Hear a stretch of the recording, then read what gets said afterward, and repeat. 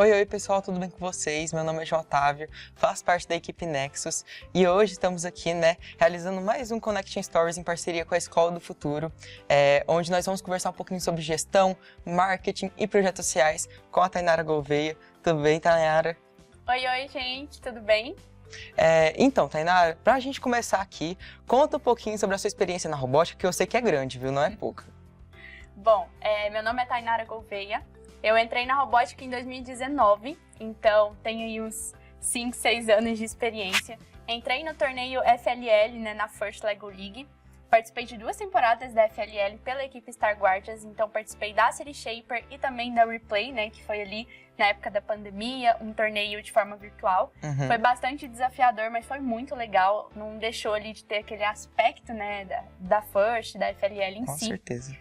Logo depois, faltando muito pouco ali para o Nacional de 2021, que também foi online, eu entrei na Eagles como gerente de equipe. Então, cuidava muito dessa parte da gestão de projetos, dos cronogramas, dos planejamentos das atividades.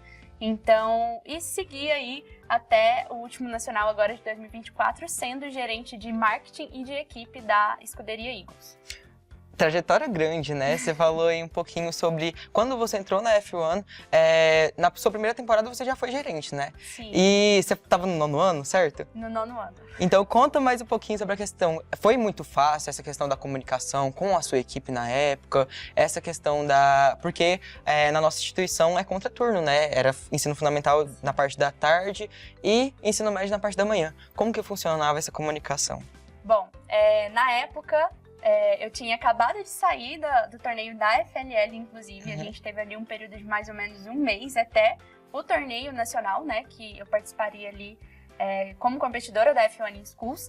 E assim, eu recebi o convite, eu confesso que no primeiro momento foi um pouco assustador, assim, porque eu já recebi o convite para ser gerente da equipe e eu era mais nova da equipe. Então, os demais integrantes da equipe, eles estavam já no ensino médio, 2º, 3º ano. E eu ali entrando novinha no 9º ano como gerente de equipe. Então, para mim, foi um pouco assustador no início, porque, assim como o João comentou, eu estudava à tarde, e o restante dos integrantes na parte da manhã.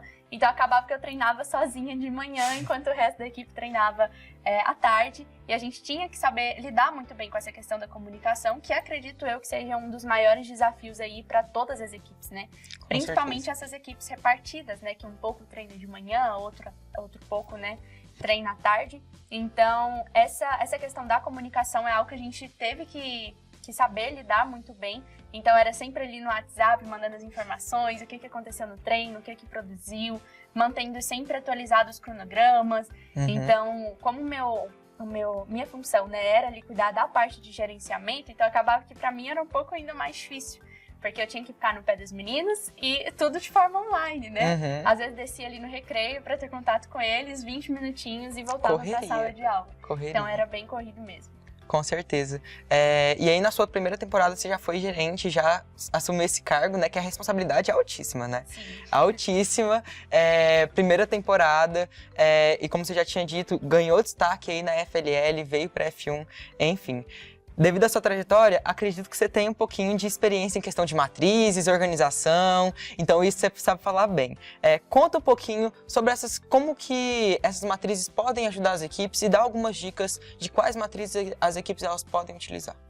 Bom, na F1 Schools, diferente dos outros torneios, a gente tem áreas, João, voltadas para essa parte mais técnica, mais profissional. Então, eu tenho a área de gestão de projetos dentro da F1 Schools e nessa área a gente é cobrado, a gente tem alguns conteúdos específicos que precisam ser entregues. Então, a gente tem uma ficha de avaliação, a famosa rubrica, que a gente comenta, que a gente utiliza nos outros torneios. E dentro dessa ficha de avaliação, eu tenho todos os critérios que precisam ser seguidos na área de gestão, assim como na área de engenharia e em outras áreas da competição. Então, a gente recebe um material de apoio também da F1 Schools, da instituição Projetando Futuro, responsável ali pela organização da F1 Schools. A gente recebe um material de apoio chamado Guia de Gestão, que as equipes se baseiam nele para construir o seu processo, para construir seus materiais.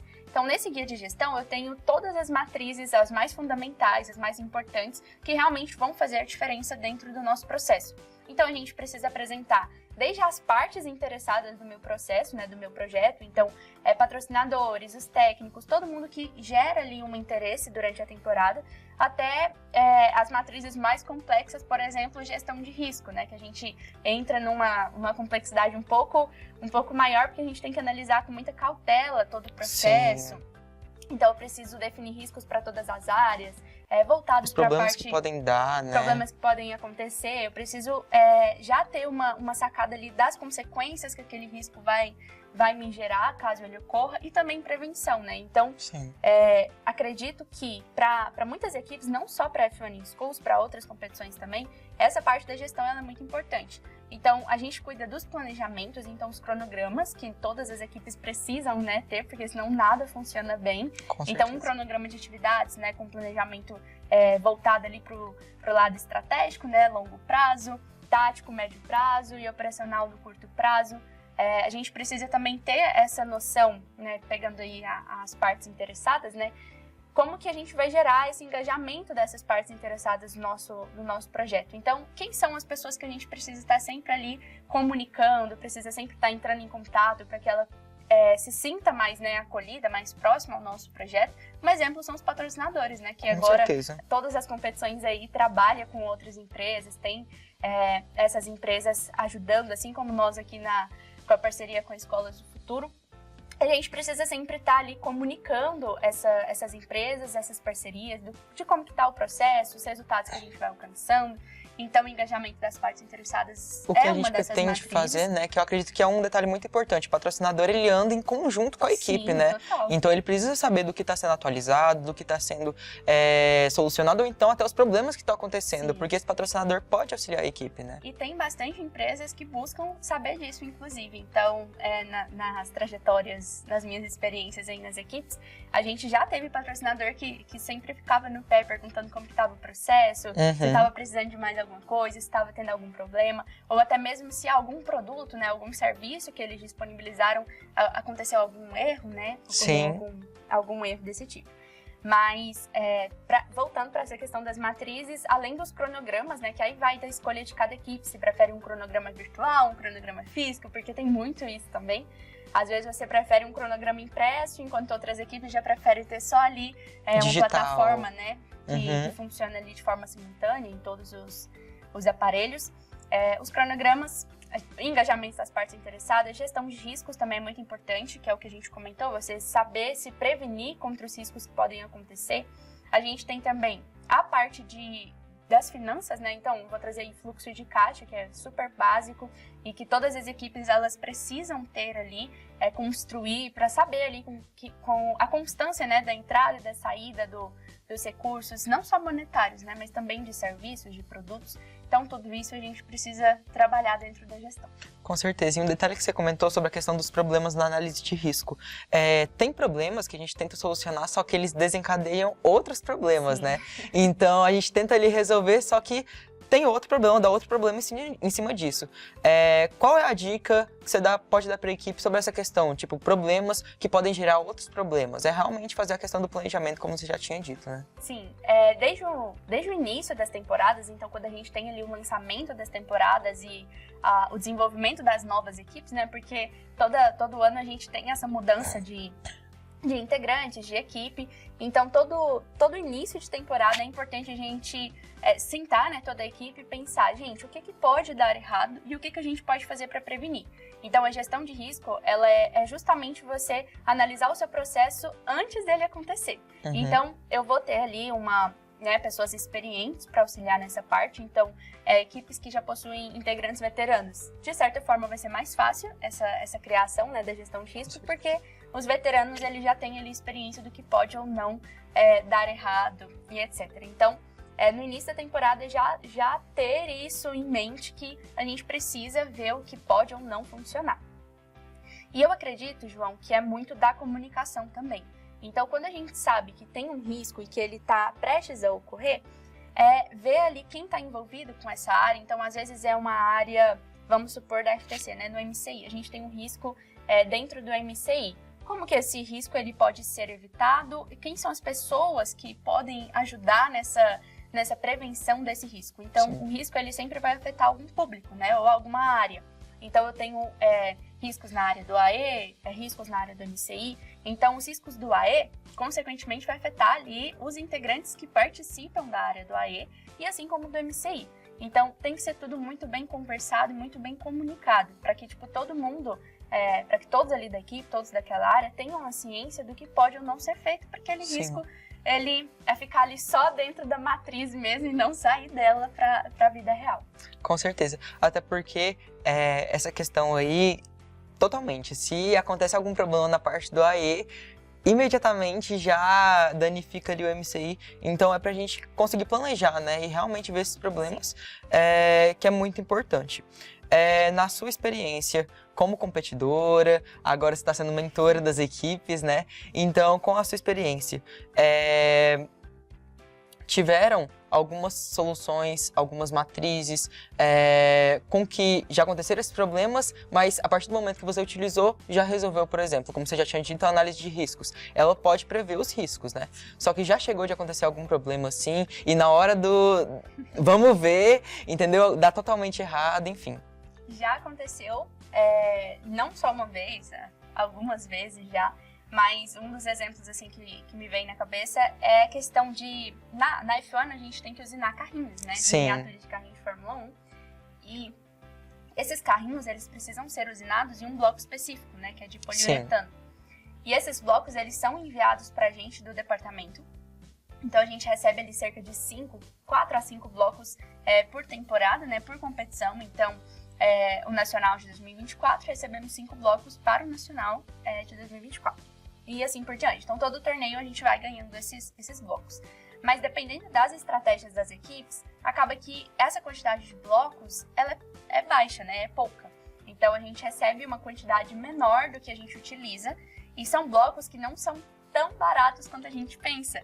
Então, assim, são blocos com valor um pouquinho puxado e a gente sabe que recurso para as equipes é algo muito complicado, raro. É complicado. É algo raro que a gente precisa realmente ali ter uma noção, ter um cuidado de realmente utilizar para coisas que vão agregar e fazer a diferença. Sim. Então, quando a gente tinha que planejar o nosso carrinho, usinar o nosso carro, a gente sempre fazia, pelo menos na Eagles, né, a gente sempre preza por fazer testes, né, antes da usinagem oficial do carro.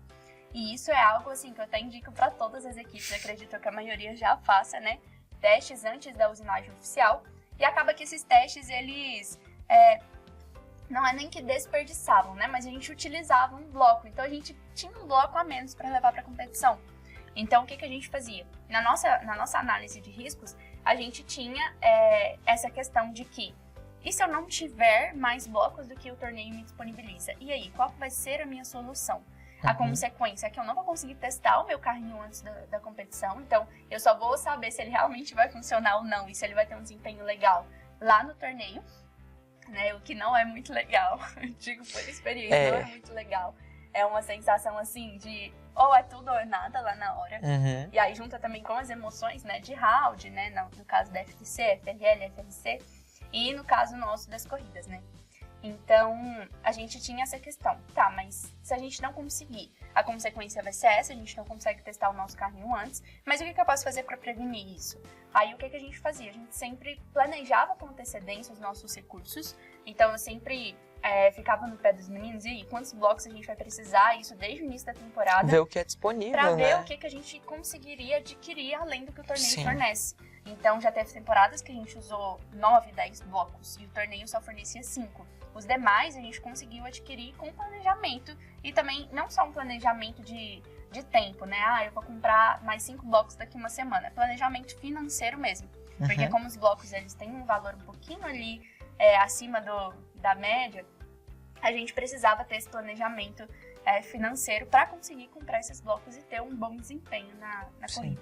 Tem como comprar esses blocos, não é? Tem, como você tinha tem, dito. sim. Tem. Só que o custo é elevado, como você já tinha dito. Enfim, são alguns perrengues que a gente passa na hora do caminho, né? E tem alguns problemas que a gente tenta planejar para não ocorrer, mas que infelizmente acaba dando errado na hora. Como, por exemplo, eu já participei da FLL, né? E no meio do round, o robô, ele parou, ele não quis, entendeu? E, obviamente, a gente não estava preparado para isso, né? O robô, se eu não me engano, ele começou a girar Alguma coisa assim. Enfim, coisas assim que acontecem na hora. Então, são alguns problemas que a gente não tem como planejar, mas se caso acontecer, né? E se acontecer, o que a gente vai fazer? Então, ele está preparado para todos os âmbitos aí, né? Questão de projeto social. Essa interação com o público, porque a gente sabe que é muito importante em todas as avaliações, tanto da F1 quanto da FTC, é muito importante essa interação com o público em si. Que dicas você pode dar para a equipe que está com essa dificuldade, não está conseguindo interagir tanto com os eventos, com o público, enfim? Bom, essa parte de projetos sociais, eu confesso que é uma parte que sempre me encantou, assim, desde quando eu entrei na robótica. Por mais que a gente pense, é só pra gerar ali uma pontuação a mais no torneio. Acaba que não. Quando você realmente se entrega para um projeto social da equipe, você realmente sente a diferença daquilo ali para você. Então, a gente sempre costumava ter esse pensamento, porque a gente sabe que às vezes a gente precisa estar focado no carro, precisa estar focado no robô, e aí tem que sair da unidade, por exemplo, para ir fazer o dia de outra pessoa mais feliz, né, melhor que o nosso, levar um pouquinho dos valores, né, da força, do que a gente aprende dentro da robótica para outras pessoas, por mais que isso às vezes pode soar ali um pouco chato, né, por assim dizer, porque você queria estar em um local, mexendo com algo, e aí você tem que sair, se locomover para fazer outra coisa, mas que também faz parte do processo. E é aquilo, quando você realmente se entrega nos projetos sociais, você tem outra visão das coisas. Então, a gente sempre buscava planejar muito bem os nossos projetos sociais para não atrapalhar nas outras atividades, né? Então, nas outras áreas. E, assim, a dica que eu dou é realmente essa. Quando você cria o seu projeto social, a gente tem, na F1 Schools, a gente tem projeto social só aqui no Brasil. Então, ele é avaliado só aqui no Brasil como uma área da competição. Nacional, né? Nos torneios regionais e nacionais. No Mundial, a gente não tem essa área, né, de projeto social. Então, algumas equipes já pensam assim, se não tem no Mundial... Pra que eu vou fazer? Pra que eu vou me dedicar tanto nessa área? Mas já tem outras equipes que, mesmo passando pro Mundial, não deixa de exercer a prática do projeto social. Sim. A gente tem diferença entre projeto social e ação social. Eu não sei se você conhece essa diferença, mas quando você tem um projeto social, você possui um planejamento, né, com antecedência. Um planejamento é algo mais contínuo, né? Você tem uma continuidade. Então, um exemplo. Já participei de projetos sociais que era levar a robótica, né, a robótica educacional, para as pessoas com deficiência visual ou baixa visão. Esse projeto, eu não fui lá na Sebrave, né, que era o centro que a gente tinha apoio. Não fui lá e apliquei o projeto um dia e esqueci da galera e fui embora. Sim. E nunca mais voltamos. É algo contínuo, então a gente marcava. O tempo do nosso projeto social vai ser 1 ano. Beleza, então a gente vai lá de 3 em 3 meses, uma vez a cada mês. A gente sabe que uma vez por mês acaba sendo um pouquinho puxado para as equipes, porque tem as outras áreas da competição.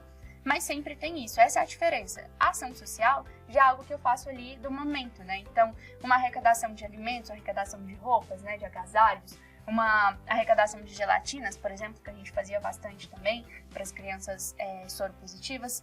Então, essa é a grande diferença entre o projeto social e uma ação social. Então, o projeto social, ele vai te envolver muito mais e vai fazer você ter um contato muito maior com o público que você está atendendo, né, que você está ali impactando, do que a ação social, que é um período mais curto, é algo mais momentâneo e mais rápido. Sim. Ambos têm grande importância, grande relevância, né? E quando a gente pensa nas ações, por ser algo mais rápido, às vezes as pessoas só vai mesmo, entrega, por exemplo, as cestas de alimentos e fica pronto, por isso acabou. mesmo. Só que a dica que eu dou é realmente se entregar para os projetos sociais, seja projeto, seja ação social, porque quando a gente se entrega, a gente vai sentir a diferença depois. Então, muita da experiência que eu tenho na robótica é graças aos projetos sociais. Assim, você aprende a lidar melhor com as pessoas, você consegue observar que o mundo não é só aquela bolha ali que você está vivendo. Então, a gente tem outras realidades que precisam de atenção, outras pessoas que precisam de atenção. Então, é muito legal viver isso e é muito bom porque a robótica, ela proporciona isso pra gente. Então, às vezes, as equipes, algumas competições não têm esse critério, né, de avaliação, como na F1 Schools, mas a gente tem equipes engajadas em fazer diferença, técnicos engajados em fazer diferença, e isso é muito legal. Então, hoje, por exemplo, na FLL, a gente vê muitas equipes fazendo ações, fazendo doações, e não é um critério de avaliação. Avaliação né? não é Assim avaliado. Assim como a gente já participou, a gente sabe disso, então não é um critério que realmente tem uma ficha de avaliação, olha, você vai ganhar tantos pontos por fazer isso É um aqui. tópico. É algo que as equipes foram desenvolvendo. E é muito Sim. legal ver que isso vai passando, né, de equipe Com para certeza. equipe. Então, por exemplo, eu, Eagles, equipe Eagles, a gente criou um projeto social. A gente vai passando essa ideia de criar projeto social e de impactar as pessoas para as outras equipes. E assim, a comunidade vai crescendo. Com certeza. E eu acredito que o mais impactante dos projetos sociais é essa interação com o público, né? Como você já tinha dito, a gente analisa o outro lado da moeda, né? Uma realidade completamente diferente da nossa, e que a robótica ela consegue nos proporcionar. Então, eu particularmente, quando eu entrei para robótica, eu não imaginava, eu não pensava na hipótese de participar de eventos e ter essa interação com o público, sabe? E assim, nesses eventos assim, nessas participações, cada história, né, que a gente ouve assim de pessoas que realmente lutaram para poder conseguir o que elas conquistaram, né? E eu acredito que isso é incrível. Então, como você tinha dito, esse projeto aí que era da Eagles, de levar maletas, Lego, para as crianças e tudo mais. É um projeto incrível, né? É muito bonito. Você tem uma experiência com esse projeto, não tem? Envolvendo essa questão. Conta um pouquinho sobre essa história pessoal aí sua. Gente, já participei de vários projetos sociais, diferentes projetos sociais que impactam diferentes pessoas. Uma dica aí também para as equipes que estão desenvolvendo projeto social. É muito importante você definir o público que você quer alcançar com o seu projeto. Então, nos projetos sociais que eu já participei, né, ali da escuderia Eagles, que a gente foi desenvolvendo, a gente já teve esse de levar a robótica educacional para as pessoas, né, com deficiência visual. E é muito bom ver, participar, né, desse momento com elas e conseguir, tipo, sentir realmente como que elas se sentem em ver algo, né, tocar em algo que elas não tinham esse costume e que não está na realidade, não está dentro da realidade delas. Então isso foi muito legal, pra gente foi muito emocionante estar fazendo parte desse projeto. A gente foi, eu acredito que umas 4 ou 5 vezes lá na Sebrave aplicar, né, fazer a aplicação desse projeto social. E é muito interessante porque a gente consegue ali observar que não é só o que a gente vive, né, o mundinho que a gente vive. E às vezes algo que pra gente é tão simples, para as outras pessoas é realmente diferenciado, né, encantador. Então foi o que a gente sentiu bastante quando a gente aplicou esse projeto. O nome dele era Asas para a Vida, e inclusive esse nome a gente carregado, né, até então, na Eagles, como projeto social, nome de projeto social. O Asas, né, para significar ali, ter um pouquinho da identidade visual da Eagles, né, por fazer referência ali à águia e tudo mais. E o para a vida para realmente mostrar para as pessoas que todo mundo pode voar assim para onde para onde quer chegar e etc. Então a gente tinha esse legado, esse slogan aí para os nossos projetos sociais. A gente já participou de várias ações, então doação de gelatinas, momentos também com pessoas, palestras, né, com pessoas que possuem HIV, então a gente recolhia gelatinas, né, fazia arrecadação de gelatinas na nossa escola mesmo, você já deve você deve muito bem lembrar disso.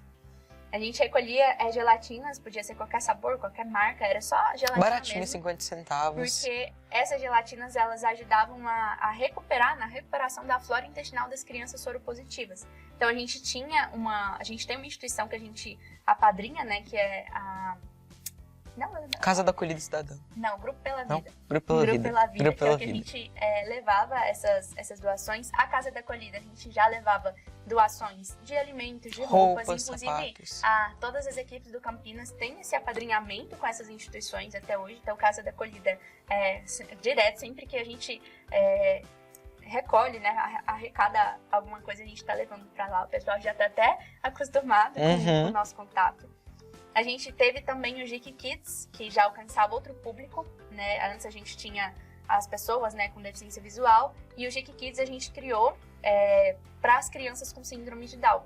GIC é Jogo de Interação Corporal. Inclusive, esse projeto é muito legal, que esse projeto ele foi desenvolvido como um projeto de inovação e a gente utilizou depois como projeto social, porque a gente recebeu feedbacks muito incríveis do projeto.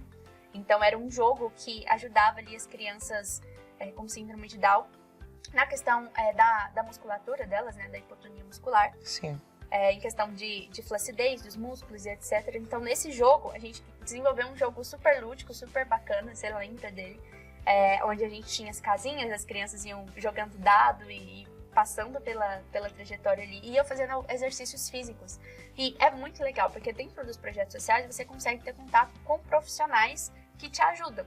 Então, nesse, por exemplo, a gente entrou em contato e fez parceria com uma instituição, né, chamada Movimento Down, que é do Rio de Janeiro.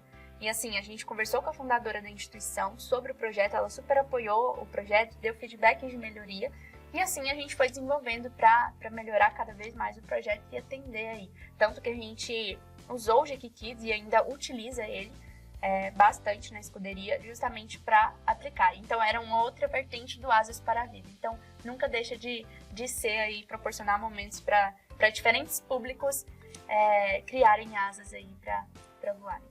Enfim, é muito emocionante, né? Eu acredito que independente do projeto social, qual o público que ele vai estar impactando, de qualquer forma, não deixa de fugir um pouco da nossa realidade. E eu acredito que era isso que a FIRST, a F1, queria passar colocando essa área ali, né, no nosso cotidiano. Pra gente ver que realmente tem outras histórias, outras vertentes, muitas vezes diferentes da nossa, né, que a gente não consegue visualizar. E aí, com a robótica, essa mesclagem entre o social e a tecnologia, a FIRST, faz tudo isso, né, e eu acredito que é muito impactante, né, pelo menos pra mim é uma coisa assim incrível, incrível. Com certeza. Questão de Corvelhos, na sua equipe, você já participou da Star Guardians, né, em 2019, tem alguma dica para as equipes que têm dificuldade no core, tipo assim, descobrir habilidades, trabalhar em equipe, enfim?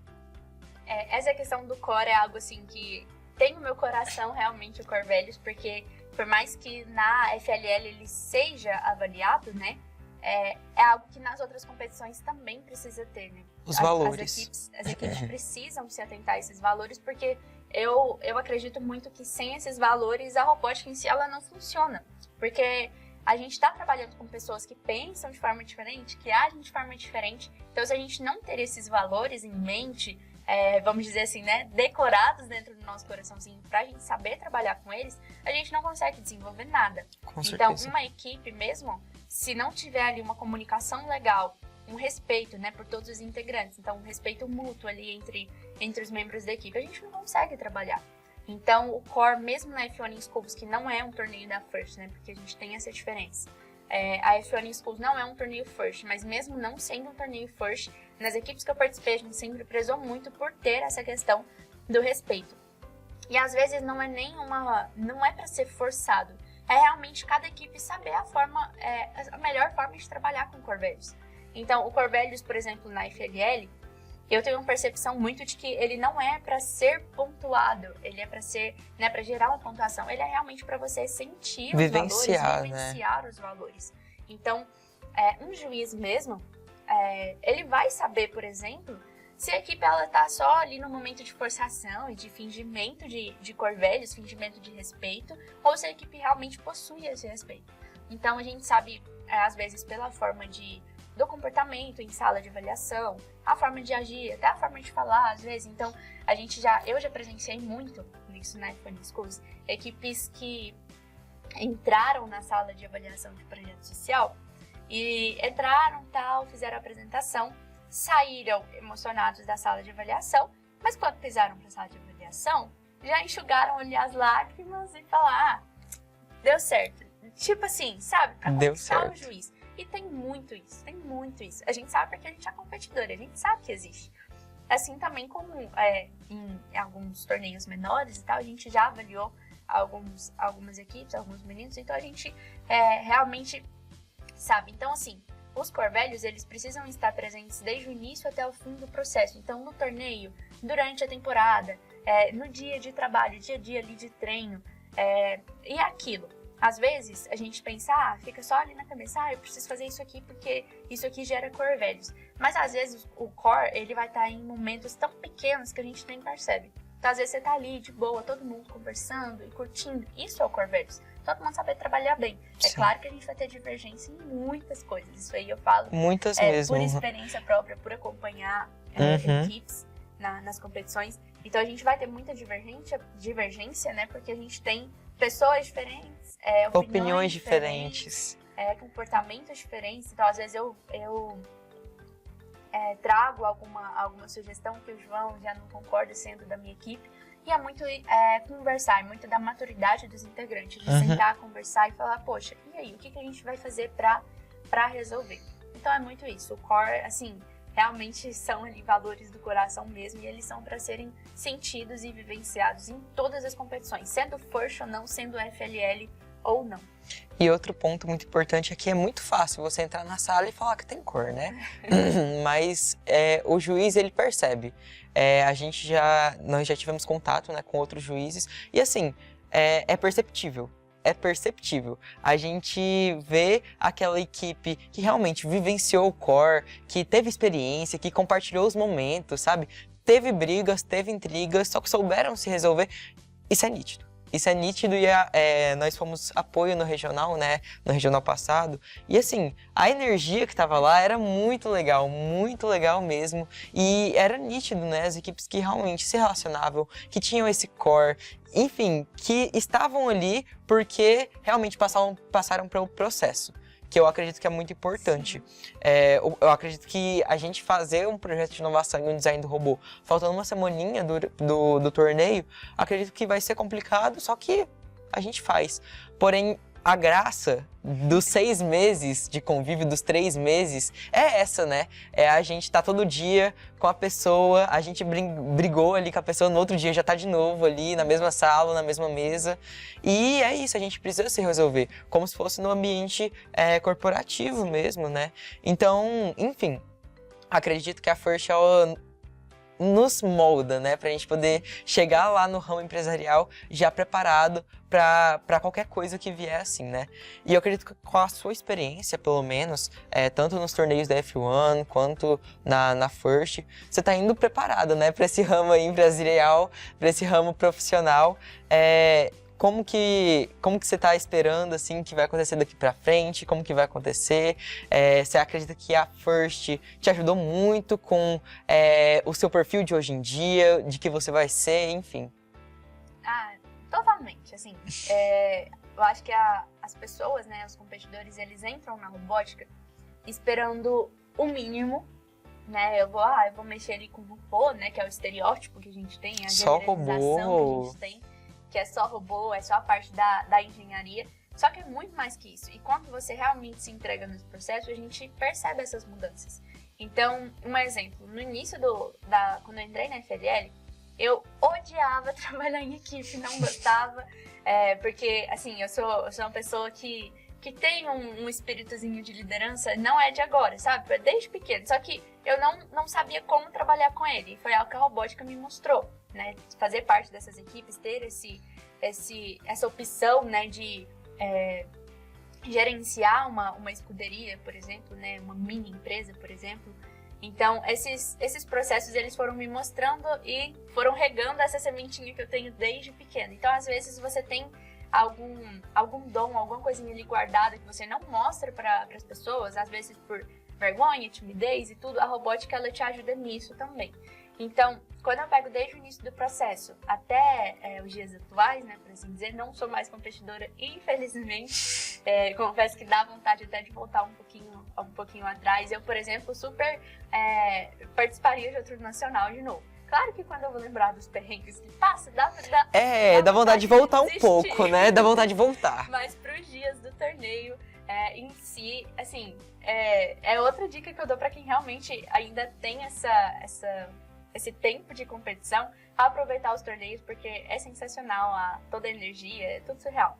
A gente já vai mudando de assunto também. Mas a robótica com certeza ajuda nessa área do mercado de trabalho. Então, eu falo isso porque eu tô saindo agora do 3º ano do ensino médio, então assim, essa maioridade, essa responsabilidade tá chegando na Já porta. tá batendo na porta aí, Tá né, Tainara? um pouquinho, mas a robótica, ela ajuda nisso. Então, a gente é moldado, né, assim como você comentou, pela FIRST, não só pela FIRST, né, pela F1 Schools também, a gente consegue adquirir algumas habilidades, descobrir novas coisas que vão ajudar muito nesse mercado, sabe? Futuramente. Então, trabalho em equipe é uma dessas coisas. Então, eu não trabalho em nenhuma outra empresa, né, em nenhuma empresa, se eu não souber lidar com outras pessoas. É algo que a robótica mostra. Comunicação.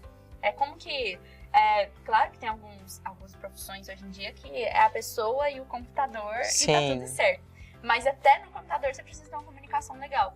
Então, às vezes você vai mexer com programação, coisas do tipo. É muito interessante você ter esse network também, aprender isso dentro da robótica. Então, lidar com outras pessoas, conversar muito bem com outras pessoas. Timidez é algo também que pode não parecer, mas eu sempre fui muito tímida e ainda sou. Eu também. E ainda sou bastante. Mas que foi ajudando com o tempo. Inclusive, falando sobre essa questão de timidez, hoje em dia eu não tenho mais, como que eu posso dizer, já não me assusta tanto falar em público. Então eu vejo muita gente comentando comigo, eu não consigo, por exemplo, falar em um auditório com mais de 100 pessoas. Isso pra mim não é assustador mais, mas justamente por conta da robótica. Então, nos torneios que eu participei e tudo, ainda mais por estar no cargo de gestor, então acaba que essa responsabilidade de comunicação caía mais sobre mim e eu tinha que saber ali lidar e gesticular ali muito bem, né? Articular muito bem as falas e tudo. Então é algo que é surreal, ajuda muito no mercado de trabalho, não só no mercado de trabalho, em relações pessoais, familiares também. Então, assim, é muito massa. A robótica transformando o futuro aí, né? Então, é como se fosse degraus, né? Que a gente vai subindo assim e quando chega a gente fala assim, não acredito, chegou, já tô tendo que sair, parando de ser competidora. Enfim, são coisas que a gente não tá preparado, né? Na nossa cabeça a gente tá preparado, a gente consegue ir. Só que quando chega, meu Deus, eu vou ter que sair, né? E é muito, muito incrível, né? Isso que a FIRST ela faz com a gente, que eu acredito que é uma das melhores partes, que a gente pega e vê, meu Deus, quanto que eu transformei nesse caminho todo. Por exemplo, outro exemplo era que eu era muito tímido, eu não conseguia conversar, eu tinha medo de conversar com as pessoas. O professor da sala de aula ali, eu tinha medo de entregar tarefa. Então, tipo, a robótica, ela foi transformando. Na época a gente tinha o nosso técnico Leandro, né? E qualquer oportunidade que tinha de interação com o público, ele me colocava. Sabendo que eu tinha pavor, ele me colocava nesse meio. Então, assim, é realmente a transformação que vai acontecendo dentro da gente, que muitas vezes a gente nem percebe. Por exemplo, eu não percebi essa questão da timidez. Quando eu vi, eu já tava falando ali para todo mundo, em cima de um palco, participando de coberturas aí, como regional, agora o regional da UBR. Então, assim, são detalhes que a gente só percebe depois, quando a gente finaliza a nossa trajetória, né?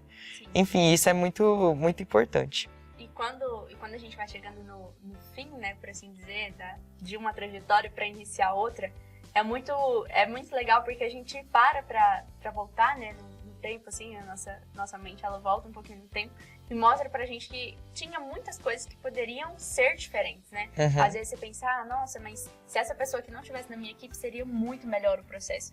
Mas eu acredito muito que tem coisas que acontecem justamente para testar, sabe? As suas habilidades, os seus conhecimentos. Então, eu já tive que lidar com pessoas muito difíceis em equipe, muito difíceis mesmo.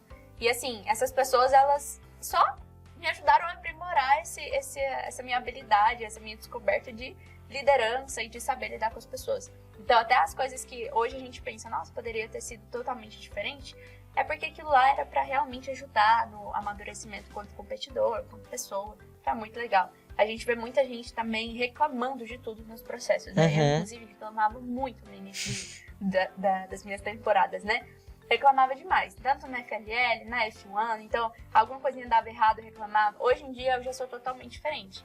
Então, assim, claro que ainda tem reclamações, não tem como, a mente humana ela é feita pra isso. Se vê alguma coisa errada, já vai reclamar, vai, nossa senhora. Mas, assim, você parar pra pensar mesmo, nossa, mas será que isso aqui não tá aqui realmente pra eu poder me aprimorar, pra poder melhorar ali as minhas habilidades? Reclamação também é algo que nós, competidores, a gente precisa entender que nem tudo vai sair como a gente planeja, como a gente né, desenha ali no nosso mapa de desejos, de objetivos. E assim, é saber que as frustrações, elas também fazem parte do processo. Isso é o mais importante. A gente vê Sim. muita gente desistindo dos processos. Isso eu falo, assim, experiência, acompanhando as equipes do Campinas, equipes de outra unidade. Então, a gente vê muitas desistências justamente por não saberem lidar com esse tipo de situação, né? Com essas situações, assim, não tão agradáveis, por exemplo. Sim. E a robótica, ela é boa pra isso mesmo. Pra realmente testar. formar a gente, testar a gente, falar, e aí, você tá pronto pra ir pro campeonato? Porque, vamos supor que dá tudo certo ali durante o processo inteiro, e chega lá no dia do torneio, alguma coisa dá errado. E você vai saber lidar no dia do torneio. Vamos supor que, sei lá, você tá num round, e aí, logo depois do round, tem sala de avaliação. Se seu round der tudo errado, você não conseguir pontuação nenhuma, você vai chegar totalmente abalado numa sala de avaliação e o juiz automaticamente vai perceber, porque é super perceptível, automaticamente vai perceber, e aí a sua, por exemplo, na FLL, a sua energia, a sua animação vai lá embaixo e, consequentemente, sua pontuação vai lá embaixo também. Então, assim, o processo ele é muito gostoso, é muito bom. Uhum.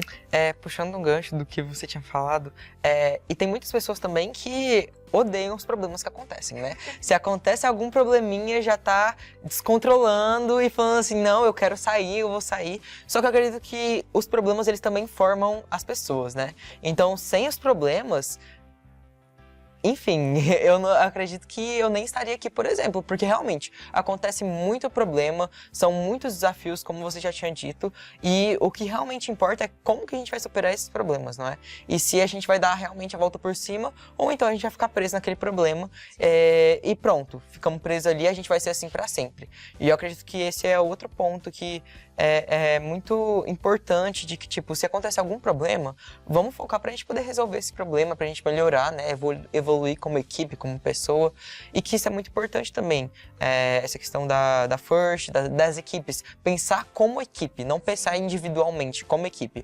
Ah, pera, isso vai ser importante como equipe, ou isso vai ser importante como João Otávio, entendeu? Então é importante a gente fazer essas duas análises aí, né? Mudando um pouquinho de assunto, agora a gente vai falar um pouquinho da questão do marketing. Em questão com patrocinadores e tudo mais, tem alguma dica especial que você pode dar para as equipes, entrar em contato com patrocinadores? Porque eu sei que você tem muita experiência com isso também, viu? Ai, é muito amplo quando a gente trata do marketing, principalmente nessa parte de parcerias de patrocínio. Mas assim, tudo é planejamento. Até o marketing, ele exige um planejamento. Então, no início da temporada, a dica que eu dou para as equipes é sempre nos inícios ali das temporadas, né, que vai trocando, às vezes a gente perde parcerias, ganha outras.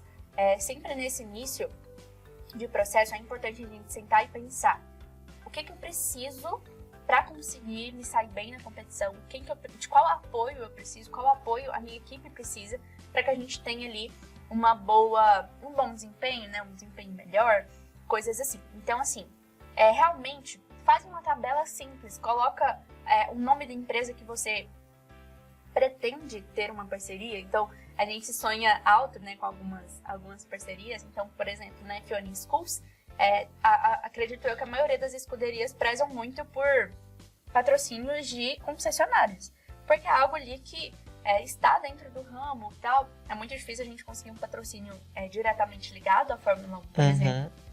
Mas de alguma concessionária, porque é um ramo que está muito próximo ao que a gente trabalha, que é a parte ali, né, automotiva. Então, a gente sempre buscava os nossos objetivos em relação a apoiadores dessa forma. Eu vou pensar, tá, eu tô querendo uma concessionária, um exemplo, como patrocinadora, mas como que essa concessionária ela vai poder me ajudar? Em qual área? Beleza, engenharia, em áreas gerais, ela vai me ajudar no marketing, vai me ajudar em valores monetários, em serviços, produtos. Então isso é muito importante, ter esse planejamento antes, porque é só com esse planejamento que você vai realmente conseguir atrair algum patrocinador. É muito fácil a gente criar uma mensagem padrão, mandar para muitas empresas, só que assim, de 200 empresas que a gente enviar um e-mail, eu te garanto que, assim, umas 180 no máximo, no mínimo, na verdade, vão deixar ali de te responder. Então, dessas 220 ali podem te responder e às vezes é até uma resposta automática. Ali o robozinho ali da empresa. Falando assim, ó, toma aqui meu cookie. Respondendo. E assim, beleza, a gente tá mandando para 200 empresas. E isso, João, acontece que muitas vezes a gente faz isso, as equipes fazem isso e pensam, a gente tá procurando patrocinador.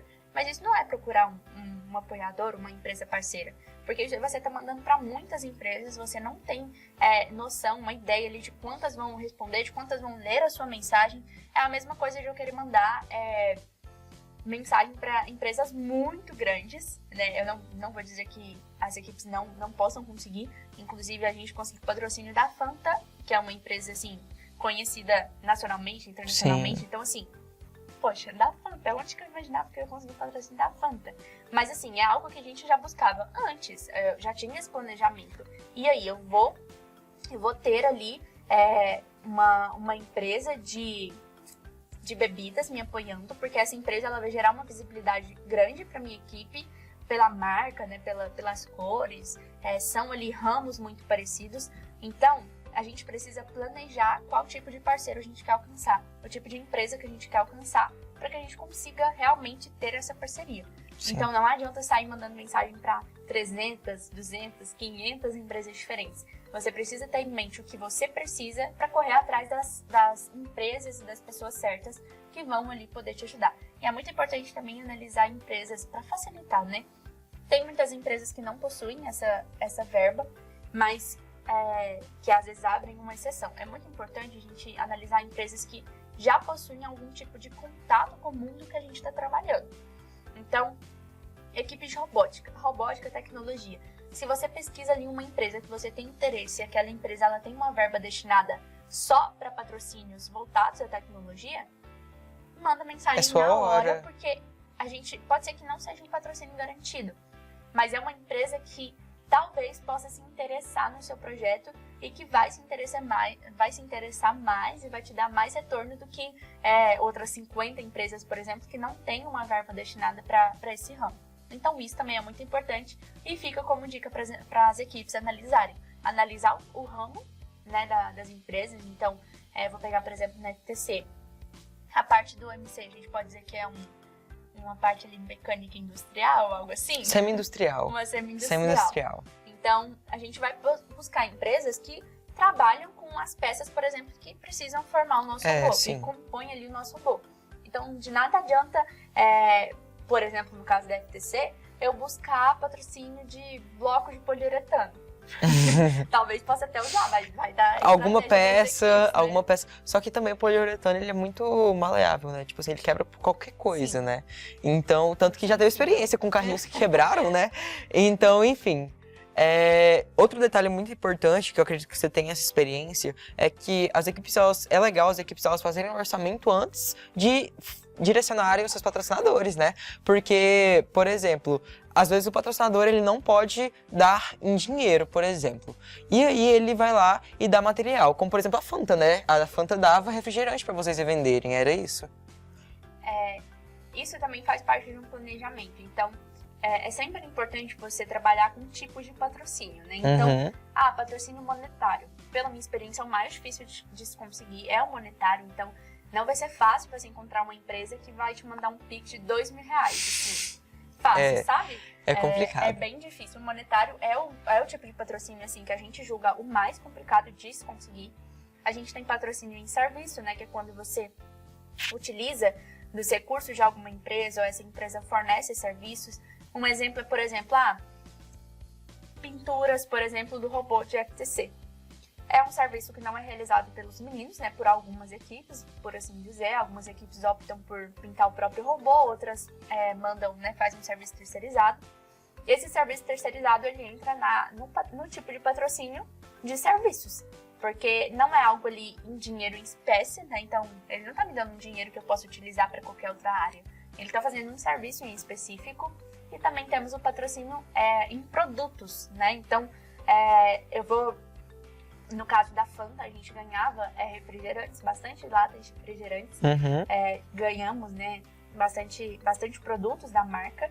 E assim, é o tipo de patrocínio da marca para a nossa escuderia, né, para nossas equipes. Então, a gente tem esse tipo de patrocínio, assim como vários outros. Então, patrocínio de visibilidade, patrocínio voltado só de divulgação. Então, uma troca de divulgação, por exemplo, uma empresa, a empresa X vai divulgar no Instagram dela a equipe Nexus, por exemplo, e a equipe Nexus divulga a empresa X e assim por diante. Isso é um tipo de patrocínio, porque esse patrocínio, de alguma forma, ele vai te gerar um retorno. Não vai ser um retorno monetário, mas vai ser um retorno, por exemplo, de audiência. Sim, então, eu vou ter público que você está impactando. Eu vou ter no Instagram um número maior de seguidores, um engajamento maior, justamente porque a empresa X divulgou a minha equipe no Instagram dela. Então, a gente tem vários tipos de patrocínio.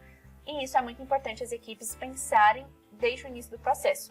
Justamente para já ir na empresa correta, né?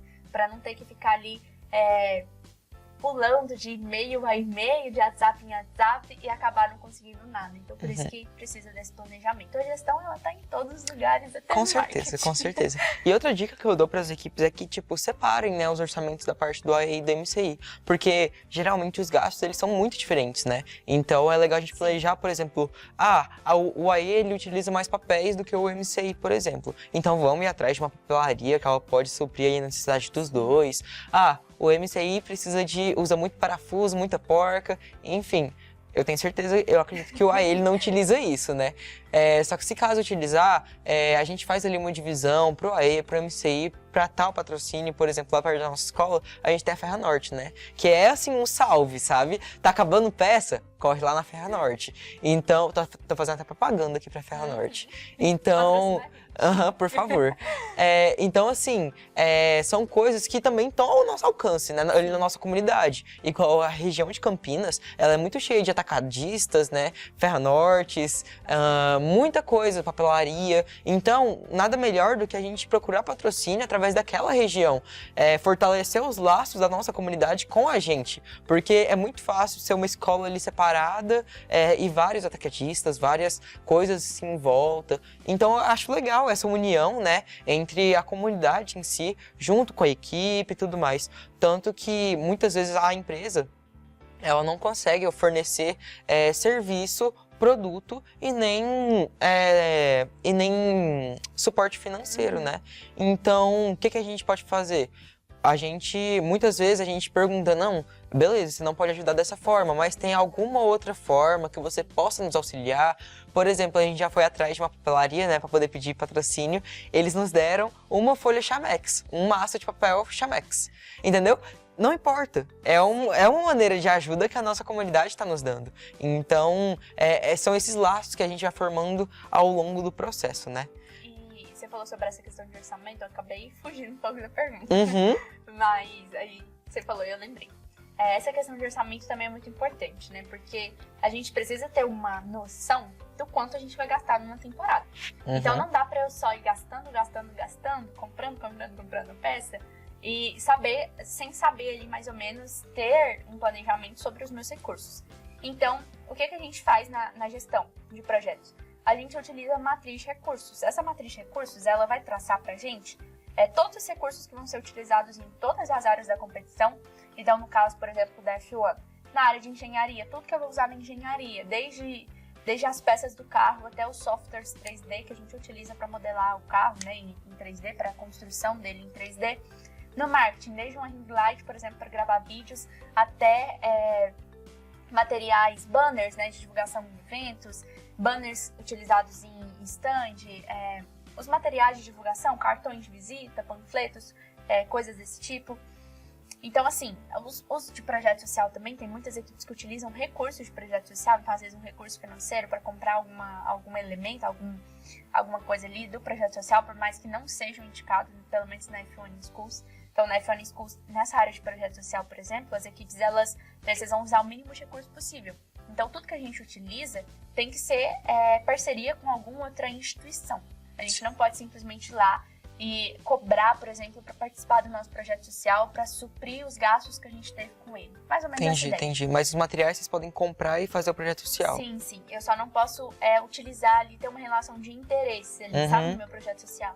Então, eu vou aplicar lá para as pessoas com deficiência visual, mas elas têm que pagar uma taxa de R$10 para participar do meu projeto. Não é projeto social. Isso não é um projeto social, é um projeto de interesses, né? Mas, voltando para a questão do orçamento, a gente faz uma matriz de recursos. Nessa matriz, eu vou colocar todos os recursos que eu preciso em cada área, como que eu vou adquirir eles, com quem que eu vou adquirir eles e para quando eu vou adquirir eles. Então, um exemplo é os blocos, né, de poliuretano, utilizados nas miniaturas de carrinho da F1. A gente precisava com urgência, né, deles, então para quando? 1, 2 meses, dependendo da data de construção da matriz. Com quem? A gente tem um contato específico do departamento que adquire esses blocos pra gente, porque são blocos muito específicos, com dimensões muito específicas, então não é em qualquer lugar que compra. Eu não consigo comprar no Mercado Livre, por exemplo, que é muito ruim, mas tem um contato específico que a gente possui para compra desses blocos, como com o caixa da equipe ou com alguma outra empresa, né, que forneceu algum valor monetário e a gente realocou para a compra dos blocos. Então, essa matriz de recursos, se você pesquisar no Google, coisa simples, matriz de recursos, a gente vai ter o modelo padrão dela lá, e aí vai de cada equipe ali adaptando. Você pode ou não colocar o valor do produto que você precisa adquirir. Então, uma tinta para pintar um robô, por exemplo, da FTC. Né, as placas ali, por exemplo, de MDF, ou até o próprio carrinho da escuderia. Eu preciso pintar o carrinho. Essa tinta eu vou adquirir como? Com quem? Para quando? Qual o valor dela? Então vai muito ali. A estrutura padrão é essa.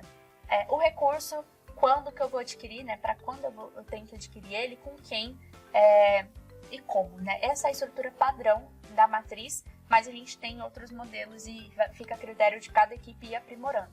Então ter essa matriz, ela serve justamente para você ter noção do quanto você vai gastar na temporada e assim você conseguir fazer um planejamento financeiro do que você pode gastar. Tem muitas equipes que priorizam deixar um valor ali no caixa para as temporadas, para as próximas temporadas, né, as temporadas sucessoras. Isso é muito importante. Eu, por exemplo, quando eu entrei na escuderia, muito engraçado isso, quando eu entrei na escuderia eu não tinha R$1 para trabalhar.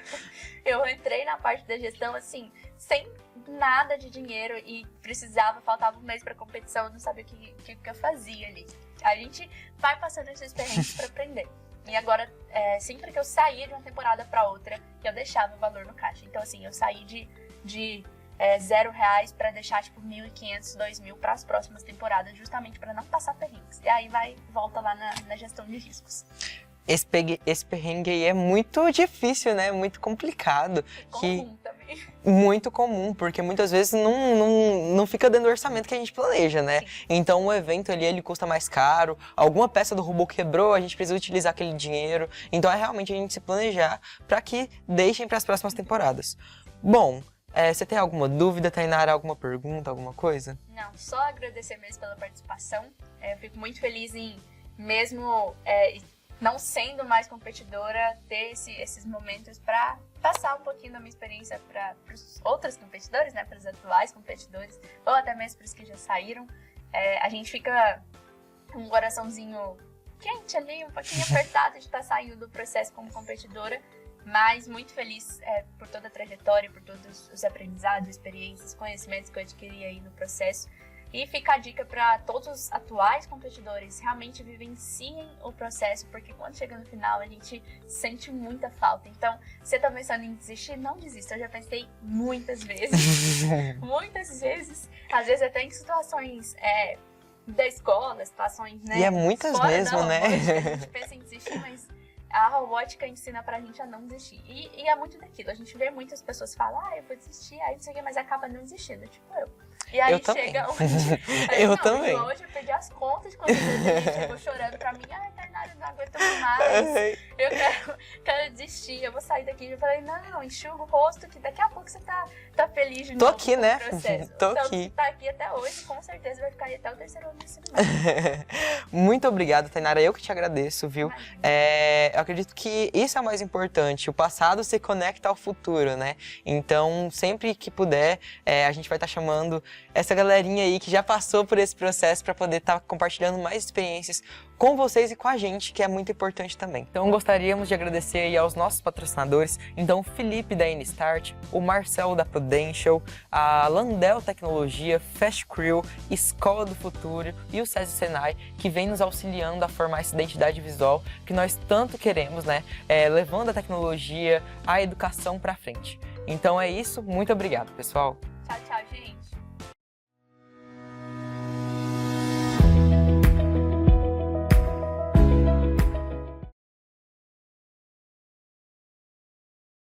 Novamente, muito obrigada, Tainara. Eu que agradeço. E é isso, pessoal. Até a próxima. Tchau, tchau, gente.